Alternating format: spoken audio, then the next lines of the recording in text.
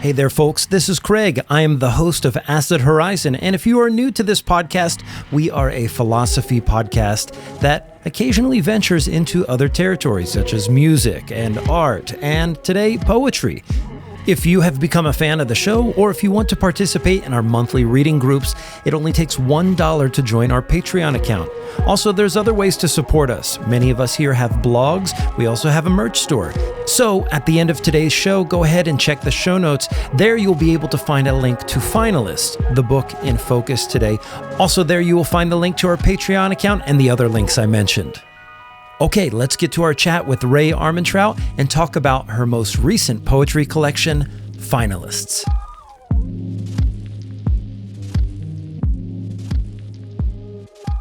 Welcome to Acid Horizon, the theory podcast. Today on the show, we are joined by Pulitzer Prize-winning poet Ray Armantrout, who is also one of the founding members of the West Coast group of language poets. Ray is the author of more than 15 poetry collections, including her most recent work, Finalists, which is the subject of today's discussion. Her work is marked by terse lines and stanzas and features the interplay of many themes, from pop culture to physics to metaphysics. Her work with these themes amidst her play with the intensities of language and form make her not only a great guest for this show today, but also one of my favorite contemporary poets. Welcome to the show, Ray. How are you? Thanks, Craig. I'm fine so far. Just don't scare me and I'll be okay. And as I understand it, this is your first time on a podcast ever. Is that correct? That's right. I'm a podcast virgin. Well, the honor is ours. And also on the show today, I have a friend from Twitter who I'm seeing for the first time on video named Zach. And Zach is a PhD student in poetry. Zach, could you introduce yourself a little bit? Yeah, like Craig said, I'm a PhD student in the poetics program at Buffalo. And I work on poetry, especially like language poetry. So, of course, I'm very excited for this, and philosophy and phenomenology, especially. Nice to meet you. Yeah, nice to meet you. My suspicion is there's probably a contingent of our listeners who is aware of Ray and Ray's work. But Ray, maybe you can give us an overview of your work, or one of the reasons why being on this podcast here was interesting to you when I reached out to you. Oh, well, I thought it was interesting that people who are primarily interested in philosophy and theory would also be interested in poetry and would, in particular, be interested in me.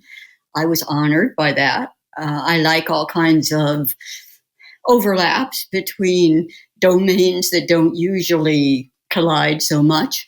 I'm really all about that, I guess, mixing science with poetry and philosophy with poetry and just not keeping things in their silos. So that appealed to me. One term that we should clear up right from the start for people who might not know, there's this movement called language poetry.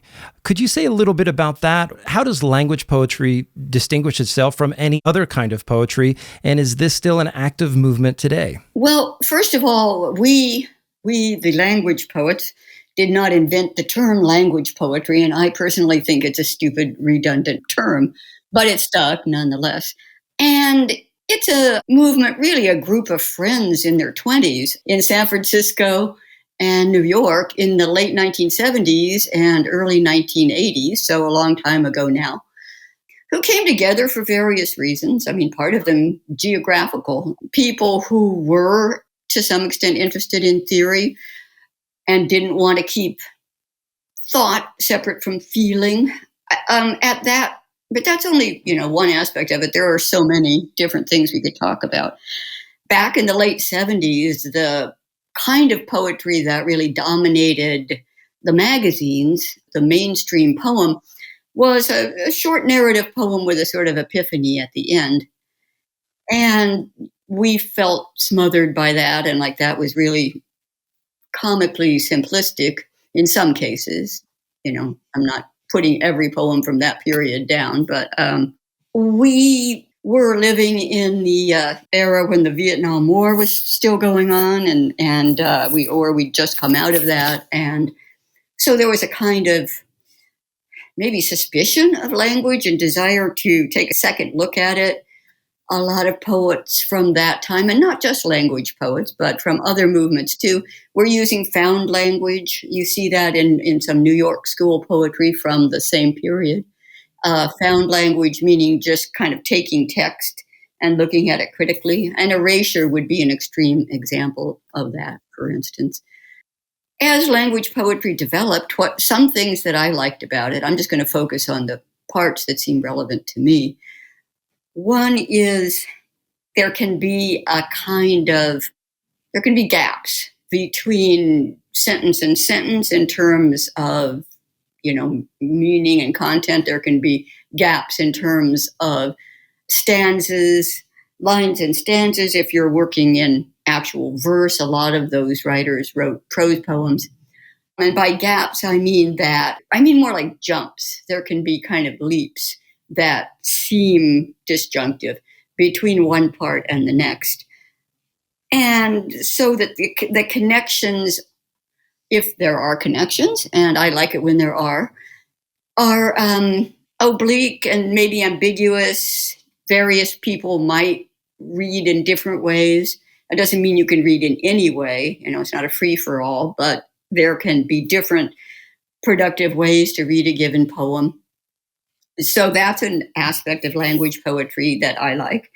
And another is just the way that my favorite language poets, my friend Ron Silliman, for instance, to whom this book is dedicated, just is always really interested in and looking at the world around him. And anything can come into one of his poems. It's not constructed to show him as this or that kind of person, as I think too many poems are. They're identity vehicles. And he doesn't use material from the outside world in order to create a metaphor about how he's feeling. He's actually interested in what's out there, which doesn't mean that he's not also interested in what's in here, right? I mean, dreams come into his poems too. There might be a quote from a philosopher, and there might also be a banana. Right.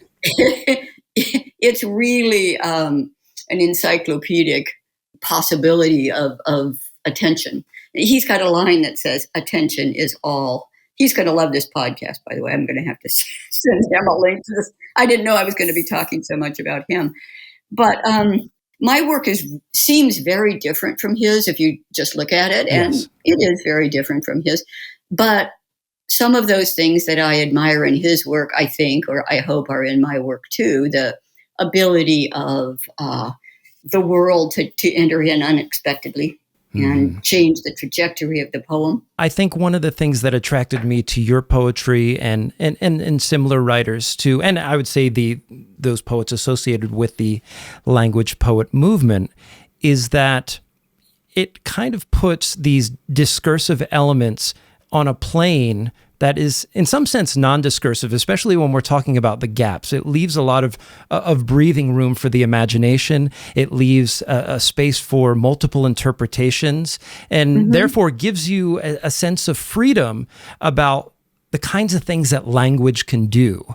And so maybe that's my next question is like, what do these poems as little devices or little mechanisms, once they are set forth into the world, what do you expect them to do, or what do you want them to do?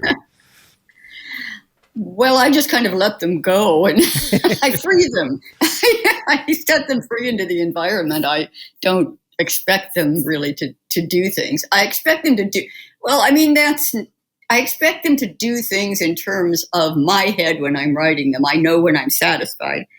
And I hope that some people, my closest readers, will, be able to read them and respond to them. But in terms of the wider world, I have a poem that will save the world.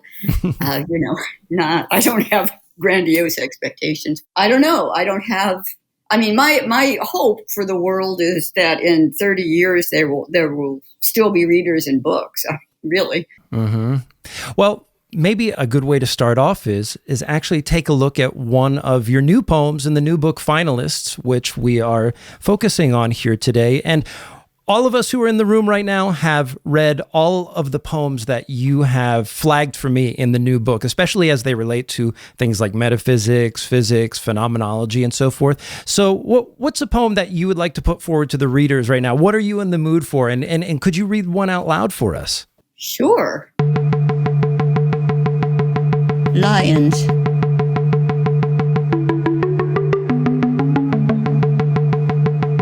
Lion taming exists to make us think that the ferocity of lions is fake. Or lion taming exists to parody our sense of human mastery over the earth. Of course, any thought is a shot in the dark. But a poem exists to contain it.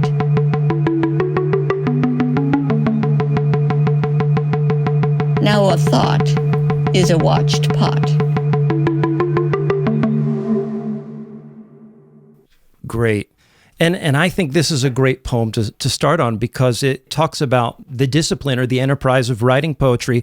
And I want to get the voices of our comrades in here as well. I know this is a poem that Adam has focused on, and I think he has a question. So go ahead, Adam. I really like this poem, particularly in terms of how it thinks about the poem as a kind of as a vehicle for a shot in the dark, in the sense of, as you were saying, it's not directed to any sort of grand narrative purpose, you know, saving the world or some sort of thing, but it is really about capturing that moment of rumination, of thinking, of contemplation, not so that it can, you know, complete itself in some grand, all-encompassing meaning, you know, be like an identity vehicle, as you were saying, but actually resolve itself into a figure that can be passed on from person to person as an object of contemplation. Thank you. That's not really a question, but thank you. No, sorry, I'm just trying to find. I have so many notes on this, just one poem, particularly in terms of. I just wanted to ask in terms of how the poem is, you know, passing things on to the reader, where you have this sort of rumination, the thought being the watch part, which simmers. As it simmers, it thickens. You know, like in German, the word for poetry is, you know, the past term for thickening.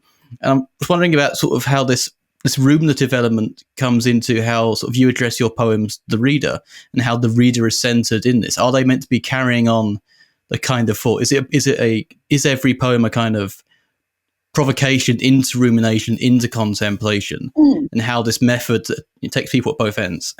I guess I hope so, which contradicts the answer that I gave before about what I want my poems to do. But contradictions happen. Yeah, I'd like to leave people thinking, people who read. Because I often start a poem when I feel puzzled, when I don't understand something. Rather than starting with, let me explain something to you, I start when I feel confused. In this case, I'm guessing, though I don't remember, that I saw a lion tamer maybe on TV, or maybe I just remembered one from going to a circus long ago. I don't know. But I started thinking, why do people like that? What is that about? And that's often how my poems start, is with a kind of puzzlement that I decide to lean into, and then, you know, often don't solve. So yeah, I'd like to draw my readers into the question and leave them thinking, I suppose. In this case, the first two stanzas are two different theories of why lion taming might be attractive, but they're pretty much contradictory. And they're both plausible. So if this was a logical world in which you had to choose between one or the other, then that would be a conundrum. I guess I think conundrums are fun. I often set up my poems as a kind of a thought experiment, you might say. Another thing I like to do is to give cliches a sort of new life, a new resonance, like sometimes even make them literal. And in this case, any thought is a shot in the dark. Well, a shot in the dark as a cliche, of course, means you do something and you don't know what the result's going to be. Mm-hmm. You do something maybe carelessly and don't know what the result's going to be. But what I was picturing when I said any thought is a shot in the dark is also more like Adam was saying, that, you know, the just electrical impulse inside the skull going from one place to another being a shot inside the darkness of our heads. And then a watched pot, of course, is a cliche too. I really like what you said about what it means in German. Here, of course, in America, there's the saying, "A watched pot never boils." So, we don't know what this watched pot is going to do. There's a little bit of anxiety around it, whether it's going to not boil or boil over. Either one is a problem, I think. Yes, as soon as the thought's out of your head, it's in its own world of representations, and who knows, there'll be readings, misreadings. And I really find this idea fascinating that, the shot in the dark as this electrical impulse, going in the little ghost in the machine that is the mind. And then this notion of ghosts and particle physics, where, you're talking about, in one of these poems, it's electrons being a sort of mode of excitation that move through the body between different planes of non-existence. And maybe the mind is this sort of ghost poetically thickening itself, reflecting upon itself. Oh, I think you're probably referring to electrons come in several poems. Confounding for one, where I'm talking about angels. That's the long prose poem. All right, I think you were talking about the poem called Transfer, and it's for Mark Cruz. And Mark Cruz is actually a physicist, and he's someone I met at a conference in a university, and that was, it was trying to bring poets and physicists together to talk about what we might have in common. And amazingly, some physicists came. I truly was amazed. There were really only about 3 there, but that was amazing. And he was one of them. And he said that he thought that scientists needed better metaphors when they tried to explain their work to lay people, because the metaphors they were using now were inaccurate. For instance, the sort of, we've all heard this, the solar system kind of model of the atom. It has nothing to do with what an atom is like. It's just a way for people to picture it, but it's totally false. And also the idea that that there are kind of orbits that are, like real orbits around the atom. They use that word, but that's not quite accurate either, apparently. So I just got playful and started trying to give him some other terminology. And it's not like I'm actually thinking that he's going to substitute these words in a practical way for the words they're using. But, I just started tripping on it. So I'll read Transfer anyway. Transfer for Mark Cruz. Now they tell us orbit is wrong. Electrons don't actually orbit a nucleus. Perhaps they are looking for the word haunt. One meaning of haunt is to frequent, to be known to appear. They say electrons leap from non-existent rung to rung, giving off energy, as a ghost may vanish from one room to materialize in the next, causing the audience to jump. That's fascinating. When I was in grad school for philosophy, I took the philosophy of quantum physics. And, one of the challenges right now in the world of quantum physics, as I understand it, is rectifying this massive body of research, a very reliable set of research, where they use something called the Copenhagen model. I'm aware. You're aware of it, right? And so I'm kind of coming down on the side of Everettian many worlds interpretation because it seems to solve the most problems. And I would say that I was actually reading your work around the time that I was in grad school and noticing some of these things. And it seems that the place of indeterminacy and probability in terms of solving these problems that are, now perplexing us in the world of quantum physics, it seems like there might be some inroads through the poetic realm, or at least like this conference you're talking about might address, which is, maybe there's something that can be done with reframing the language of positive sciences and quantum physics through experimental poetry, through thinking about indeterminacy in new ways. That seems to be a concept that pops up a lot in your writing. Why is that the case?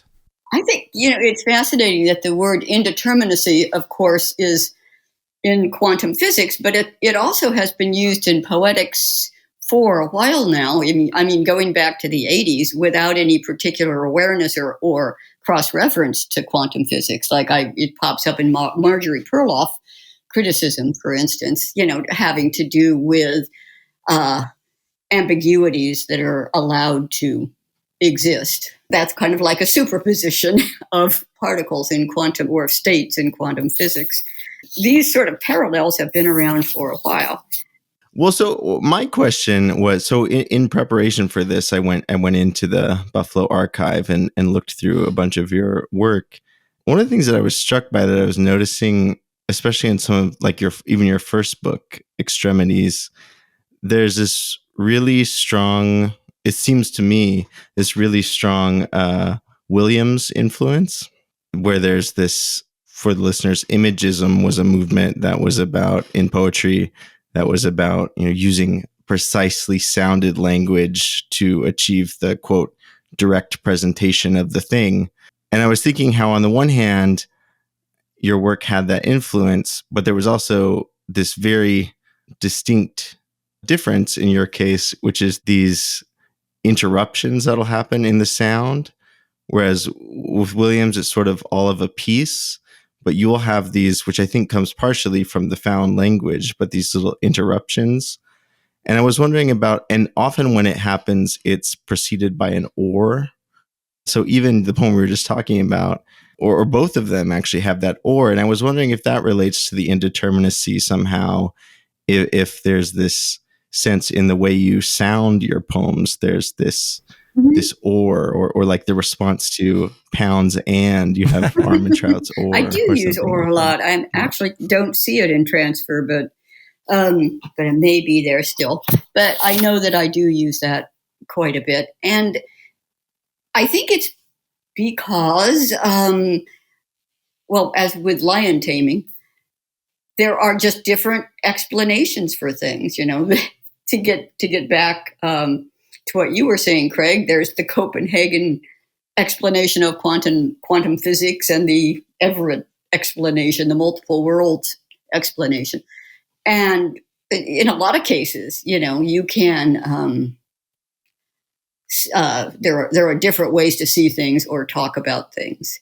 And I'm just interested in working through that. And sometimes I work through it almost to sort of logical extreme, almost to the absurd. What would happen if we could take this as far as possible until we just run it against a wall and see if it'll go through the wall or bounce back?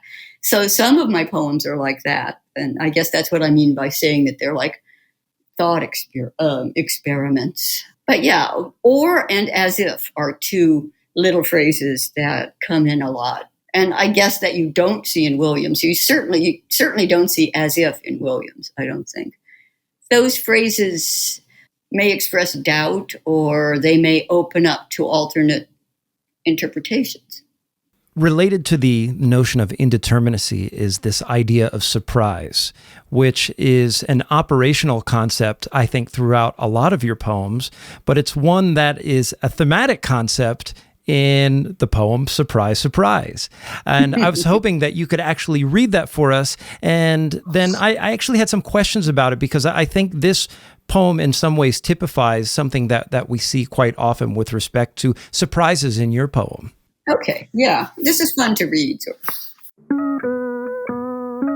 Surprise, surprise. It began with sensing difference. But since mind is the gape of surprise propped open, we can stop and think. If comparisons are sketchy, what about contrasts? Since mind is the gape of surprise propped open, we get bored. What's the good of that? Since mind is the gape of surprise propped open, a roller coaster has been placed between those painted lips. I keep rolling this lozenge around on my tongue. Where's the good in it? Now, for me, I tend to think of surprise as kind of the paradigmatic phenomenological event. It's It's the kind of event that ruptures context or expectations, or it's an impression that just comes out of nowhere with the absence of any conceptual mediation whatsoever. And there's probably a lot of ways that we can talk about surprise other than what I've mentioned. And I like in this poem, you begin by giving a kind of priority to sensing difference. And if that's indeed what you did, how does this fall back on the notion of surprise for you? What does it mean for surprises, especially as they appear in the world of your poems? And is there an ethics, do you think, involved with respect to difference and identity? Oh, that is so many different, interesting and complex questions. Well, take your pick. First of all, you asked if there is an ethics of surprise in my poems. So let me start with that. Yeah, I think that for my poems to be genuine, I have to be willing to be surprised in them. I can't just know everything that's going to happen. The poem has to be a process of thinking, not the writing down of a thought that already occurred. So it may end up anywhere, and it may actually be deflected by something that happens as I'm writing, something that I see as I'm writing. Can come into the poem and change where it's going. And that's not just a fact, that's also a fact that about my work that I appreciate and that I try to foster, because I think that I want my work to be open and therefore to be susceptible to surprise. And then you wanted to know about identity and difference. Okay. Yeah, well, I guess difference and repetition. Mm-hmm. Yeah, well, I think just the beginning of this poem, it began with sensing difference. I was probably thinking there, I'm just guessing, there are lots of ways that can be interpreted, but I was probably thinking about maybe infants and, how they first see in black and white or darker and lighter. And their eyes are attracted to outlines, borders, and that's how shapes are made. I have twin granddaughters who are 5 now. So, for a while I've been watching children develop. So that's one possibility, that the very primary thing that we always notice is when something changes. And that's a basic animal instinct, I think, because if something moves, then you might be in danger, and movement is a kind of change. Right. So if something gets lighter or darker, if something moves, these are the differences really are what attention fastens to. And therefore, they're kind of primary for consciousness, I think. So this poem is thinking about what consciousness is, really. But it turns sort of comic. I mean, mind is the gape of surprise propped open. It sounds like your mouth got stuck open. Yeah, there's some Wile E. Coyote happening there. You were surprised and you opened your mouth really wide because you were surprised to say, oh, and then it got stuck. And then pretty soon there's a roller coaster going through it. And, things just go nuts. I have had a paper idea since reading this poem about how it approximates to the nature philosophy of Schelling, but I'm not going to bore everyone with Schellingian theories of surprise. But I do really enjoy the idea of the propping open of the gape of surprise. Surprise is a fundamental openness, which isn't necessarily always a good thing, but it is that sort of creative excess. Yeah, you don't start by saying, I'm a thing and I'm waiting to be surprised. Who you are, it becomes from...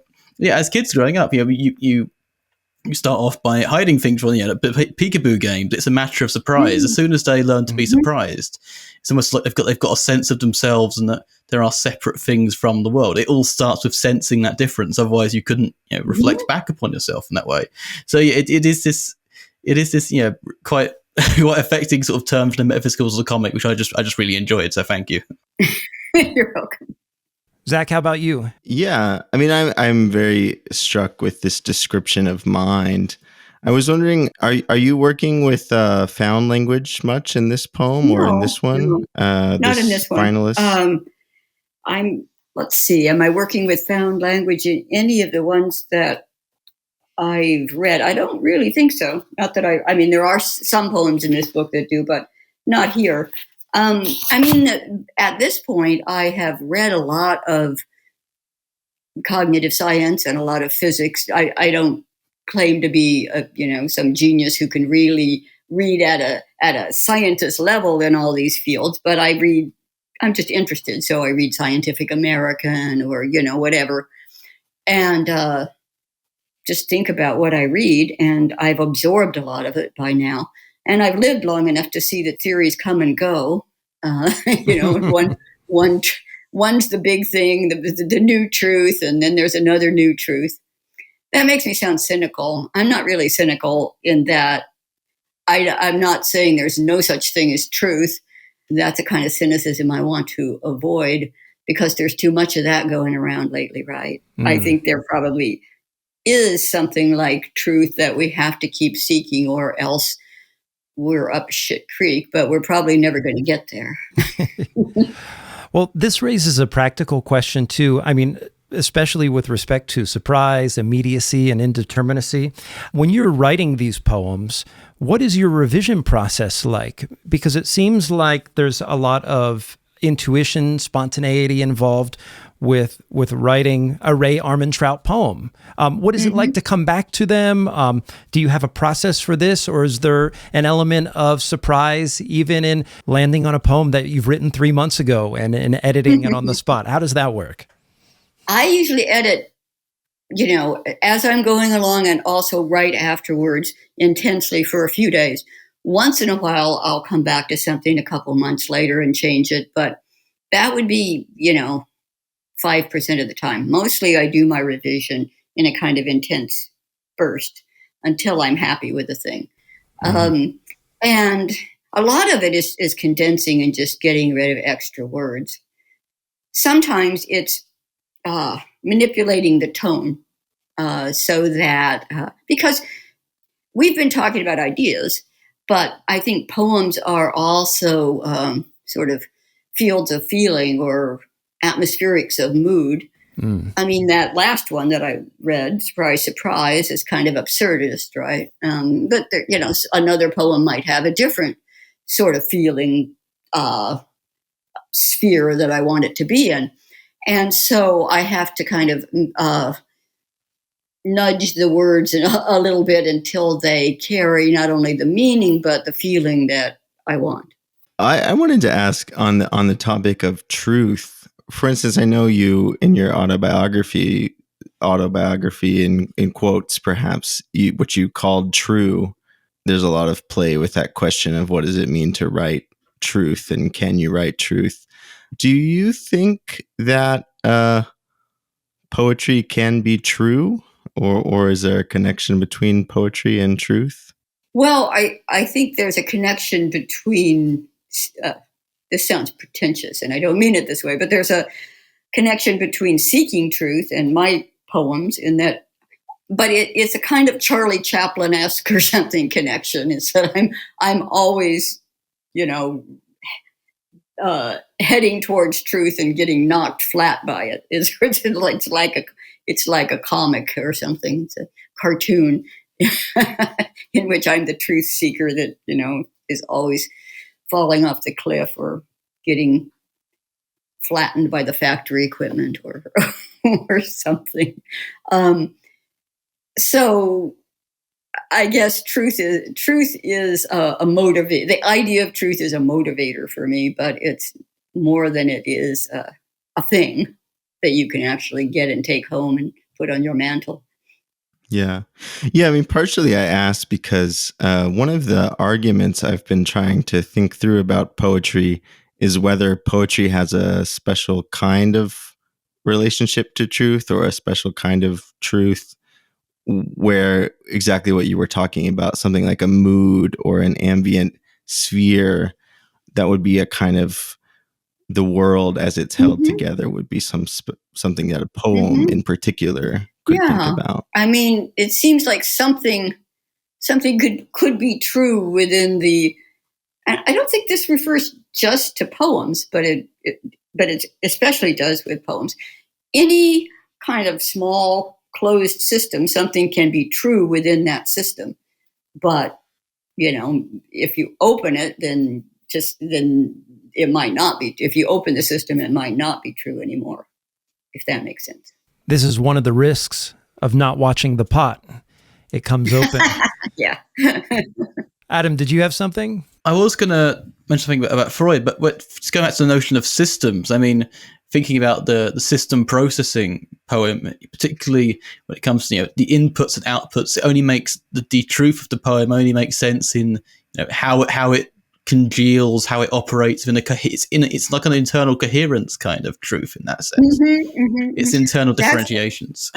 Right, and that poem does the same kind of trick, if you will, that Surprise does. I think that one does kind of use found language. It's not exactly quoting, but I'm definitely paraphrasing an article in that first section. I suppose I should read that. So let me see if I can find it. Oh, please do. Oh, yeah. You want me to read system processing? Yeah, go ahead. Please. Okay. So in this first section here, the first stanza, I am paraphrasing some article, and I'm sorry I can't remember by whom. That was a theory of, one of many theories of consciousness.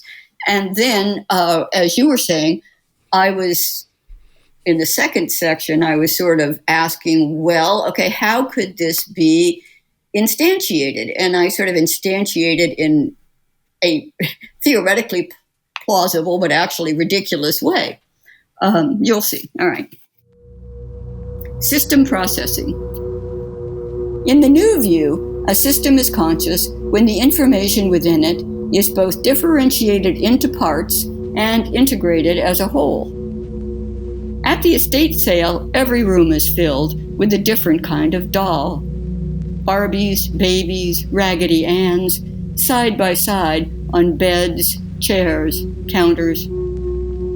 Contrails, sun on power lines, slant rhyme, member with membrane, number with num. To get an idea is to place one thing beside another, see how they look, whether they're a good fit. Though I don't want them to fuse, I know I will want to move them again. So I guess that last section that I read is sort of about really the process of thinking.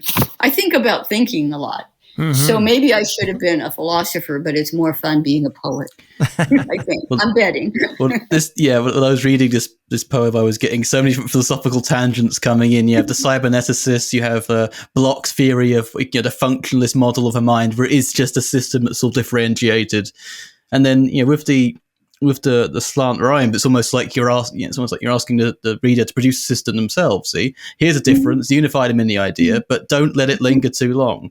Otherwise, you're just gonna be stuck in the same pattern like a machine doing these systems. Get caught in the process, and it's for philosophers. These are just incredibly rich texts to come towards, especially even if you're in the sort of the analytic or cybernetic tradition. It's kind of a demonstration of mind as a theory.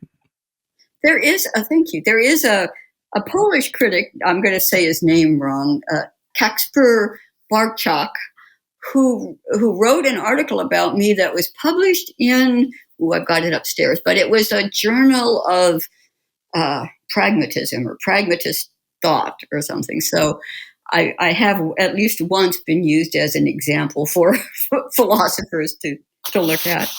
There's a little riff that I wanted to do right now, just off of this poem, System Processing. I was talking with Adam before the show and just saying how interesting and unique it was to start a poem with basically a one-sentence thesis or premise, theory of cybernetics.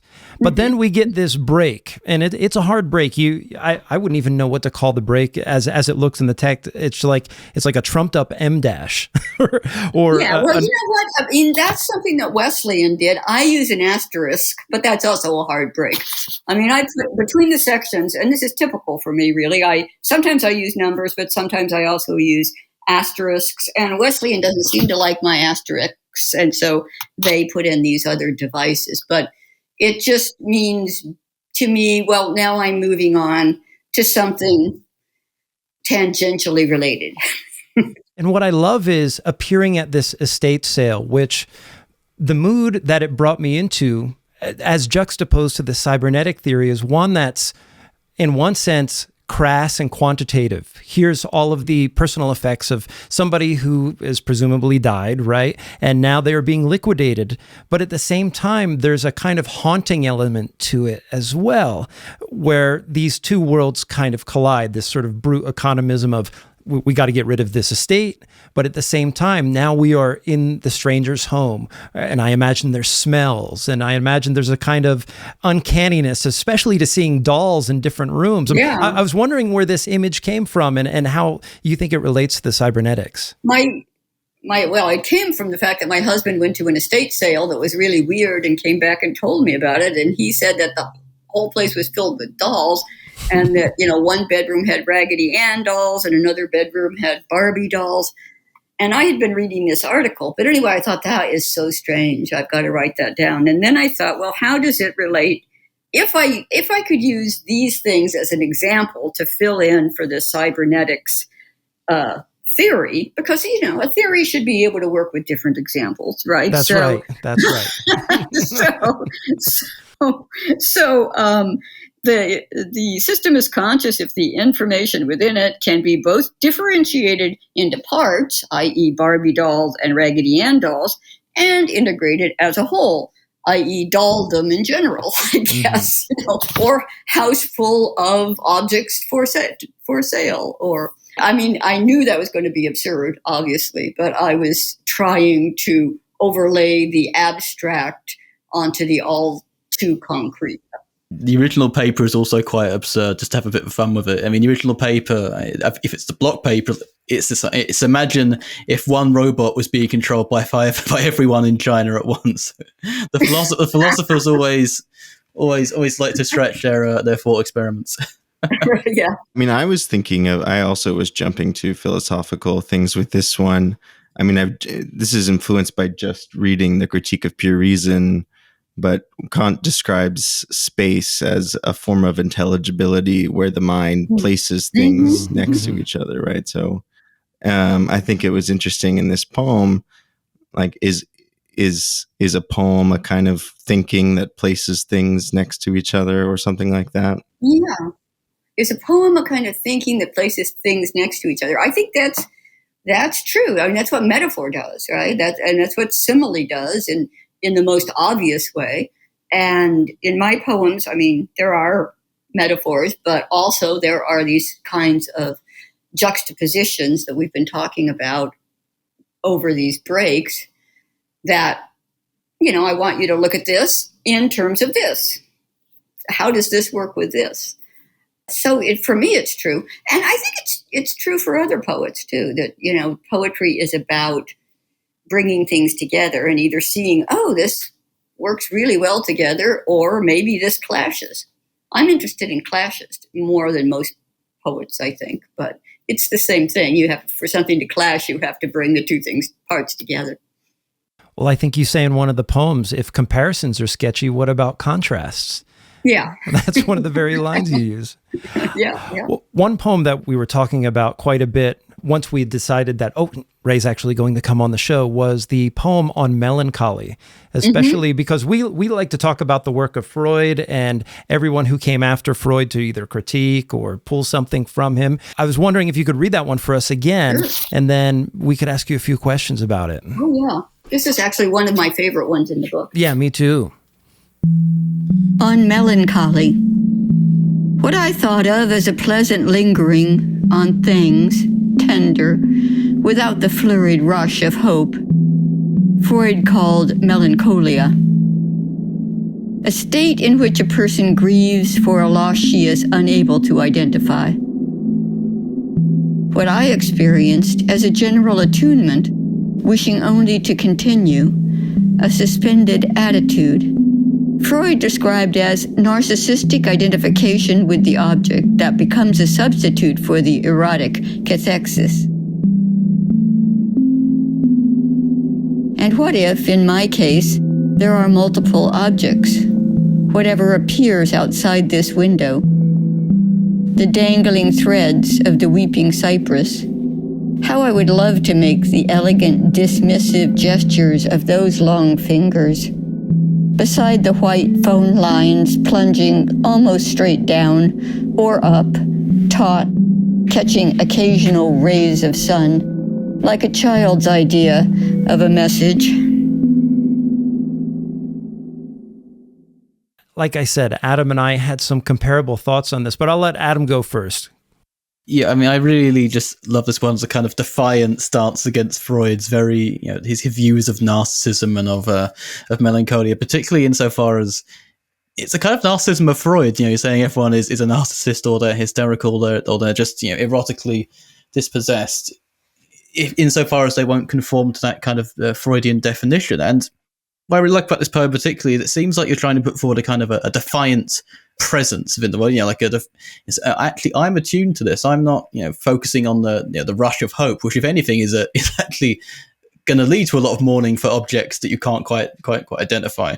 And sort of maintaining that sort of tenderness in the present. It's not being narcissistic. You're showing it in the text that it's just getting out of yourself. Actually, you can ruminate on what's in immediacy. You can do, I guess what James Hill would call noticing. It's quite meditative, and you get out of yourself through making all these sort of excessive meaning connections, which I really like insofar as it's a kind of free association, which is kind of showing Freud's actually you're restricting the very thing that you supposedly want to use in all of your therapies, which is free association. So I was wondering if you had any sort of stuff about the sort of where he was coming at in terms of what was wrong with Freud, what was mismatched in Freud, and how he can be quite restrictive in terms of minds thinking about minds.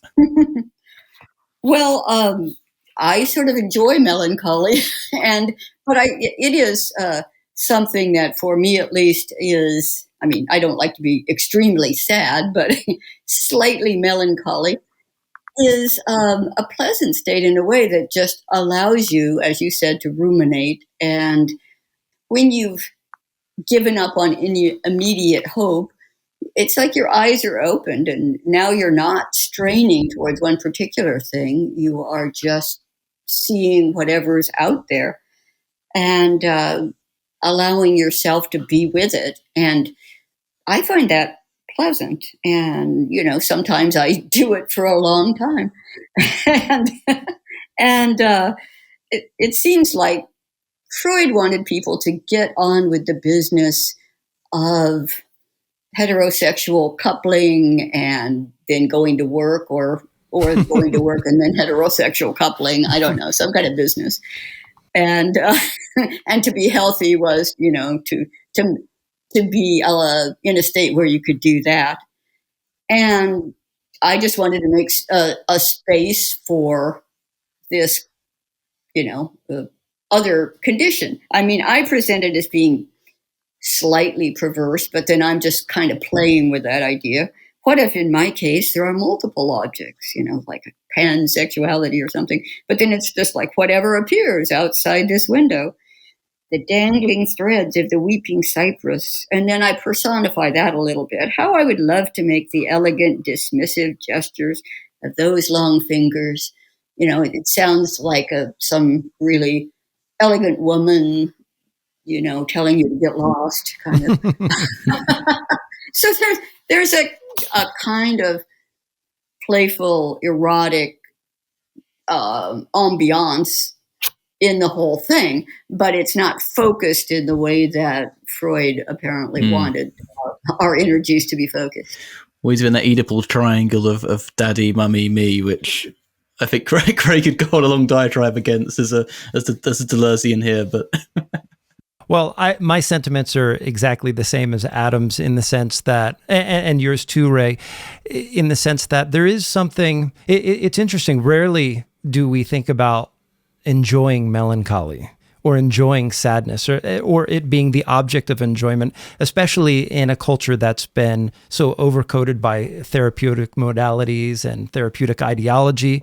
And this isn't to dismiss serious cases of depression or trauma that require some sort of intervention. But at the same time, I think there are moods that lose the opportunity to be validated amidst all of that. And I think in some ways the doors of perception can be thrown wide open, even in the deep, dark blue of the bottom of the ocean. And Adam brought up James Hillman, who talks about the Epic of Gilgamesh and being at the bottom of the ocean as a kind of place of repose. And of course, it's going to come with its anxieties and it's going to come with discomfort and all of those things. But I think, there is a sense in which there is beauty to be found. It's an opportunity anyway to see through that window these different objects that cannot be seen in neurotypical consciousness, for example, or everyday capitalist consciousness, if you will. Right.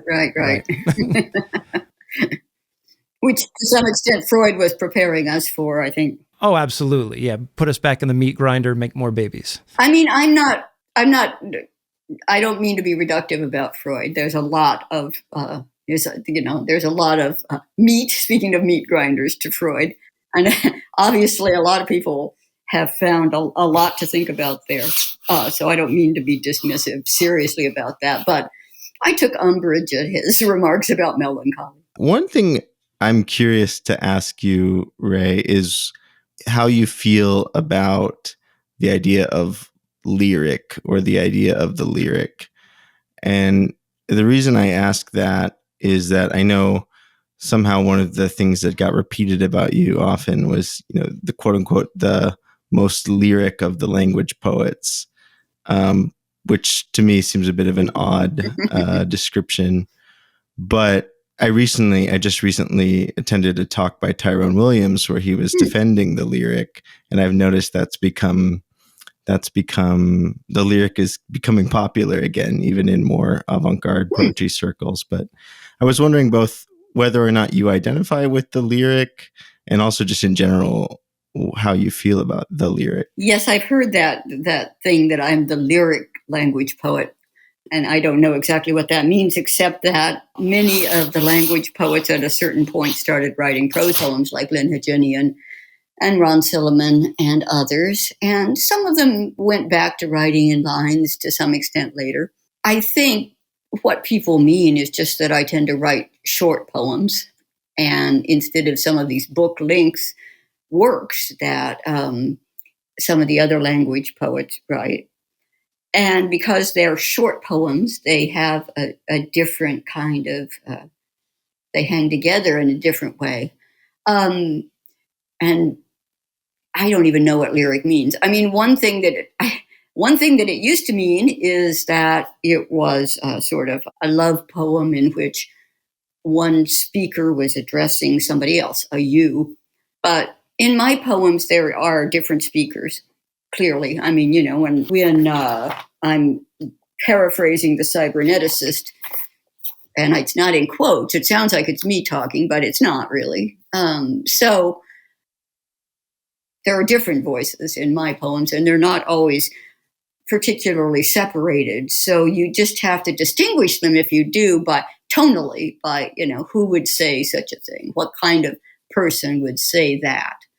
And, obviously some of it is me, some of it is even about my life experience, but some of it is not. Some of it comes from text or some of it is just me impersonating a certain kind of person talking. And so that makes it more polyvocal, I guess, than the lyric traditionally is. But in other ways, I can identify with the lyric. I mean, I am very interested in sound. I mean, not traditional rhyme and meter, obviously, but the play of vowels and consonants matters to me. Poetry has a kind of music that matters to me. And that's also what people mean by lyrics. So if they mean that, then I'm on board. Another thing that a lyric can mean is kind of capturing a moment, I suppose. And I've usually got more than one moment in my poems. I mean, because sometimes they're written at different times. Part will be written one day and another part will be written another day. And they're more pastiche than capturing a moment. But I think, there's some sense of trying to capture what's ephemeral that's, passing by. And if you extend the moment, a certain period of time, a certain kind of flavor of an extended moment, then maybe I don't know. It doesn't matter to me whether I'm lyric or not lyric, really. So we're almost coming up on the hour, Ray, but let me ask you this.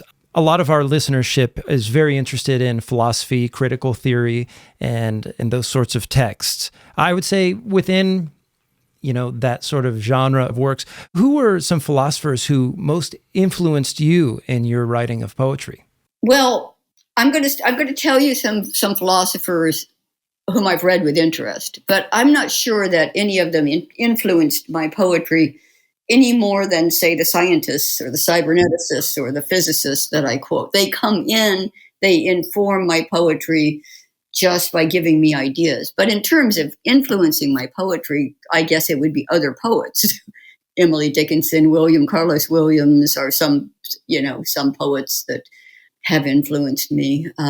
My peers like Lynn Haginian and Ron Silliman, those are my influences. But philosophers that I've read with various levels of interest and that I know something about would be Heidegger and some Kant, certainly not all of it. And of course, everyone in the 80s and 90s read Derrida and Foucault and Barthes, and I did too.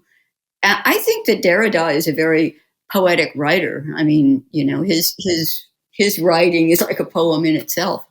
Language poets were, one thing that was said about them is that they were just and this was kind of dismissive, I think, that they were just influenced by deconstruction and they were trying to act out somehow deconstruction.